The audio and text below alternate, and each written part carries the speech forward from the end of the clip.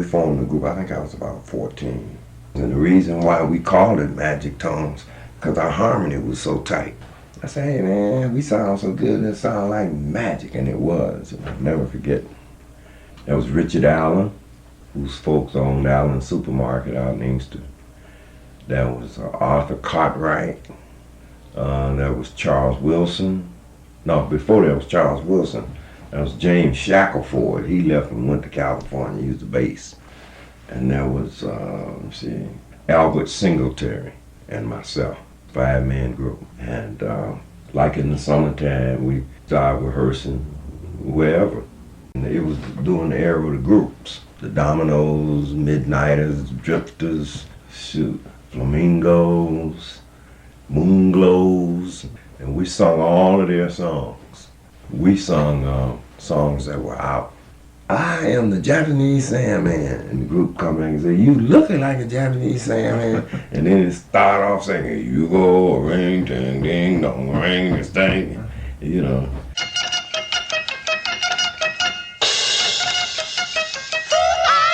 I am the Japanese Sandman. You looking like a Japanese Sandman? He goes The ragtag ding dong, raggedy sanky, the ragtag ding dong, raggedy ragtag ding dong.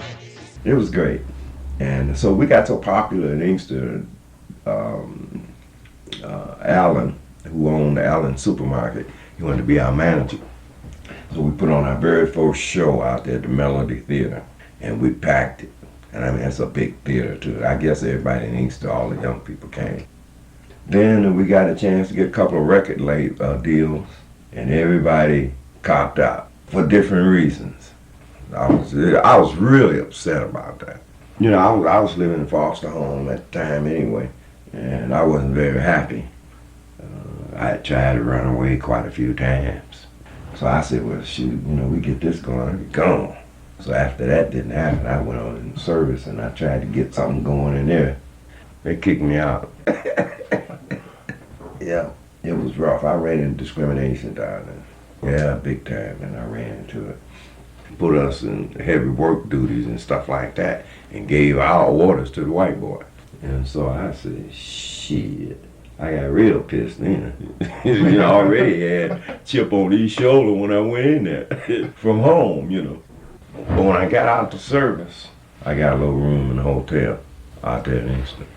And my friend, Richard, best friend in the world, he came to me and said, hey man, we're gonna cut this record and we want you to sing with us. We're trying to get the group back together. And you know, I done met this guy who wrote Please Mr. Postman, which Willie Garrett was part of that, for the Marvelettes. They're from Inkster. And we all went to school together. We knew all of them, Gladys and Cat and all of them.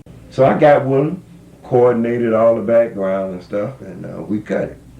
And we cut a United Sound when they had 3 tracks. See, that's around the time Barry getting his thing going. So, you know, at the time, hey, why should we go to them? Because Barry sent for us and we didn't go. And he stopped that record because we were sounding better than Mary Wells.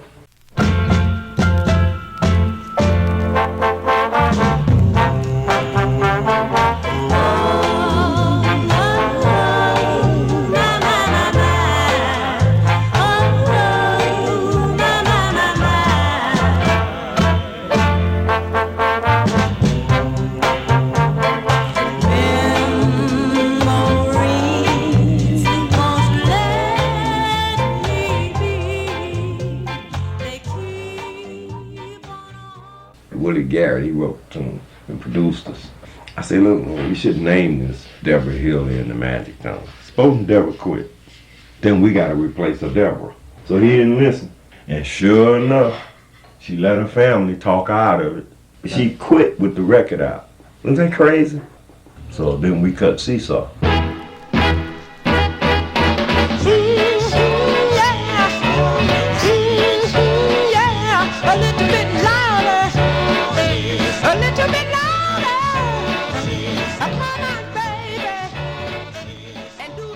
Yeah, Seesaw, part 1, part 2.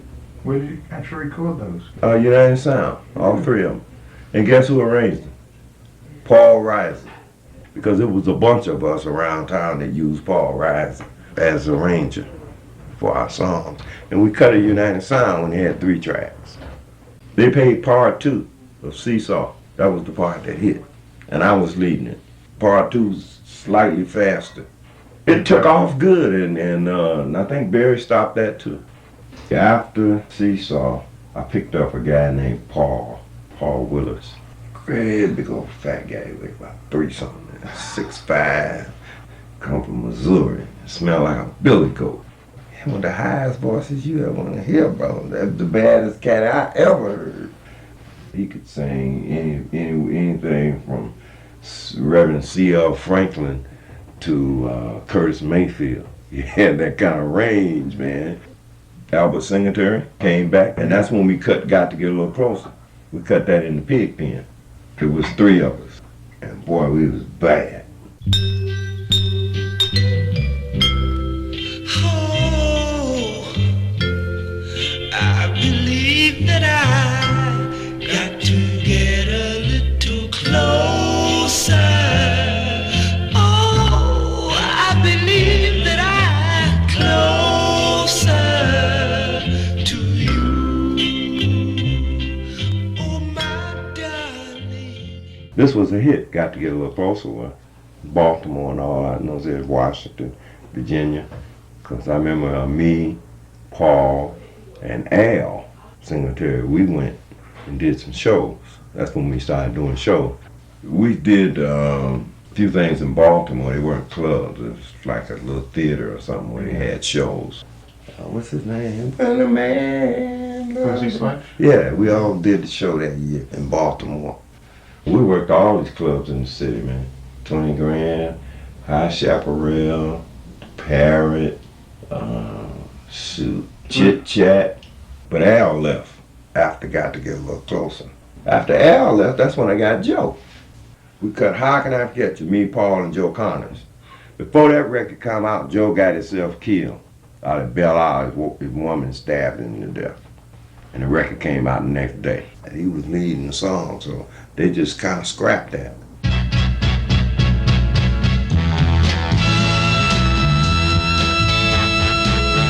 The birds have a nest to go take their rest. When the boxes get cold, they can run to their home. But I have nothing to cling. Mike was a businessman. That's the best thing I can say about Mike, because he had nightclubs, he had property. Mike was a hustler. That's the best thing I can say about Mike. He didn't have no job when I met him. And he had a house over there on McGraw that he had turned into a studio. Old Longhead Sam, he was the engineer. He hooked everything up. Did he have a place on John Boulevard? Yeah, that was the office. Just an office? Yeah, but we didn't do no cutting there. We practiced, and he took care of business, and, you know, put your show together. Maybe Lee Rogers was over there, you know, it's like the corporate office, if you will. See, you had Motown, then you had D-Town. So Mike was always in competition with Barry. And he was putting up, he's making some good noise there at one time.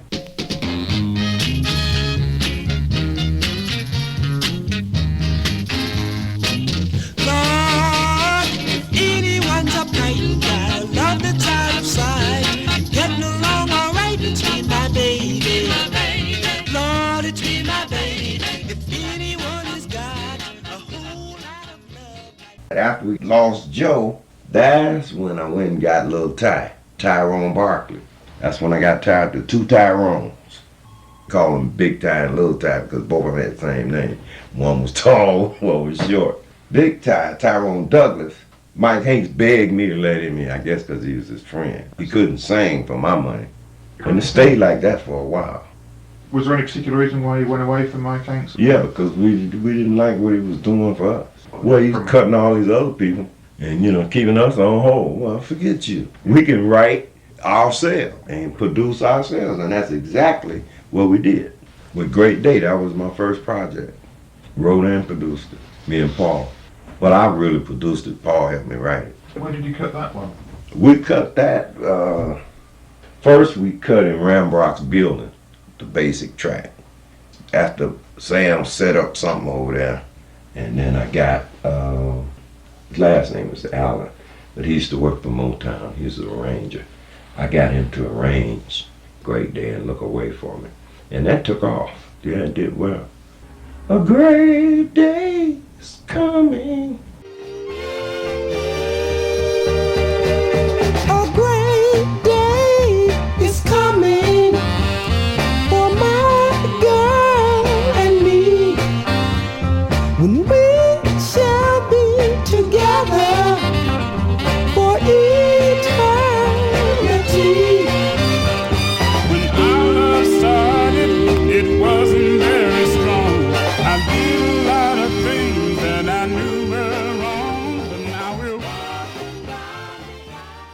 Mike Hanks didn't have anything to do with that. Well, in the end of that situation, he came in.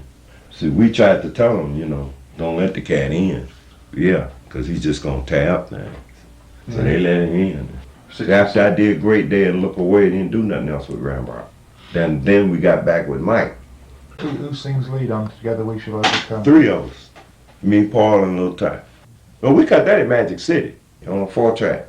I'm going to tell you, man, we had finished working on the tune, and I think it was either the next day or the day after.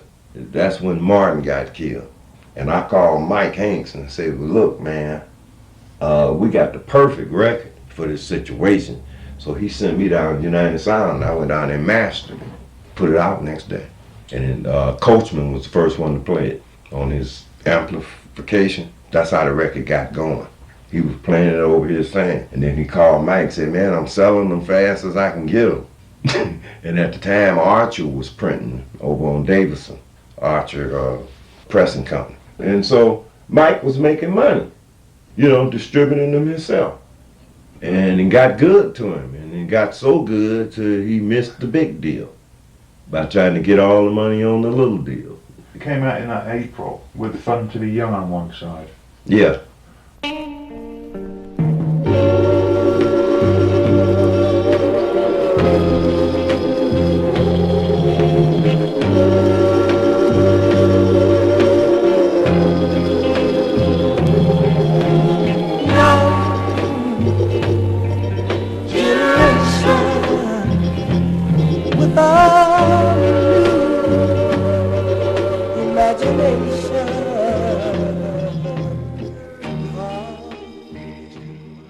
My understanding is sold around 100,000 in this area, which is mainly Detroit, not where white people live. I ain't never known them to buy it or anything, just black people. And so Mike got happy with it, you know what I'm saying? And he got so happy with it, he blew it. See, back then, you put a record out locally, you build it up, then you go try to get a distribution deal to show where the record has proved itself. See, the secondary markets around here was WCHB, WJLB. I don't think Together We Shall Overcome ever got on CKLW. I don't remember getting on that. At one time, no black promoter, you know, promoting records, couldn't walk into CKLW with a record and get it played. You had to get somebody white. This was before we got associated with Rick Tick, Ed Wingate.